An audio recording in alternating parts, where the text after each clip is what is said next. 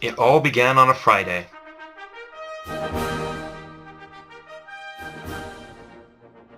The Germans invaded Poland from the west, while the Russians invaded from the east. They then met at the Bug River. The way he invaded was a method called the Blitzkrieg, or Lightning War. Hitler was able to efficiently use the Blitzkrieg to invade the western portion of Poland, with the use of Panzer Tanks, the element of surprise, and revolutionary tactics, which is similar to Saddam Hussein's invasion of Kuwait. The Panzer Tanks consisted of 6 different types: the Panzer I, the Panzer II, the Panzer III, the Panzer IV, the Panzer V, and the Panzer VI. The tanks got larger in size from 1 to 6. Their production of the panzers gave them an advantage over their enemies. That is from the demilitarization after World War I. They had no older model tanks from then to slow them down, unlike others such as Britain and the US. It is evil things we shall be fighting against: brute force, bad faith, injustice, oppression, and persecution. Neville Chamberlain, 1939. One of the major goals of the Blitzkrieg was to cause panic amongst the population.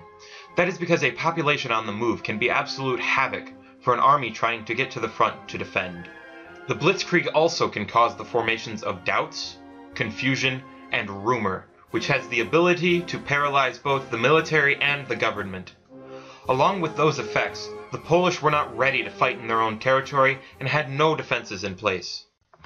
The battlefront disappeared, and with it the illusion that there had ever been a battlefront. For this was no war of occupation, but a quick war of penetration and obliteration, a Blitzkrieg Lightning War. By an unknown Time magazine writer on September 25th, 1939.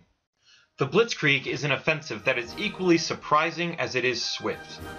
It was based upon speed, coordination, and movement, designed to hit hard and move on.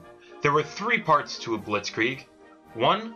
Light vehicles and infantry, 2. Tanks and other armored vehicles, and 3. Aircraft such as fighters and bombers.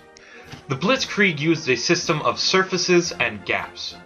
Hard points in the enemy lines are called surfaces, and weak points in the enemy lines are called gaps. They would avoid the surfaces in the line and target the gaps.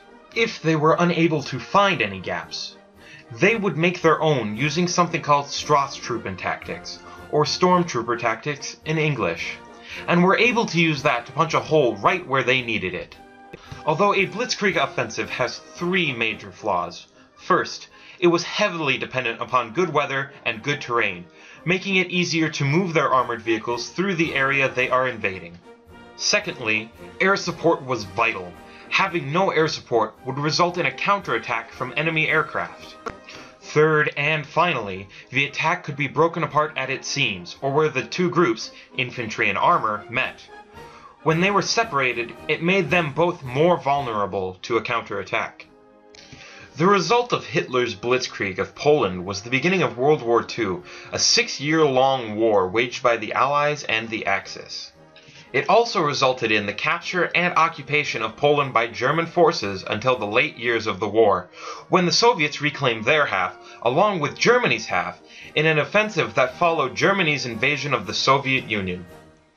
Hitler's Blitzkrieg of Poland is similar to Saddam Hussein's invasion of Kuwait. One thing that is similar is that they both were over a relatively short period of time. The invasion of Kuwait lasted only 2 days. Even though the Blitzkrieg was a month and 5 days long, it was still a relatively short period of time in the 6-year-long war. Also, they both led to a start of a war. The Kuwait invasion led to the start of the Gulf War, while the Blitzkrieg started World War II. Finally, they both led to an occupation of a place. The Kuwait invasion led to a 7-month-long occupation, while the Blitzkrieg of Poland began a 6-year-long occupation, which is throughout the entirety of World War II. In conclusion, the Blitzkrieg was an offensive that took Poland by surprise by using revolutionary tactics and the Panzer Tanks. Also, it led to the start of World War II and the capture and occupation of Poland by German forces until the late years of the war.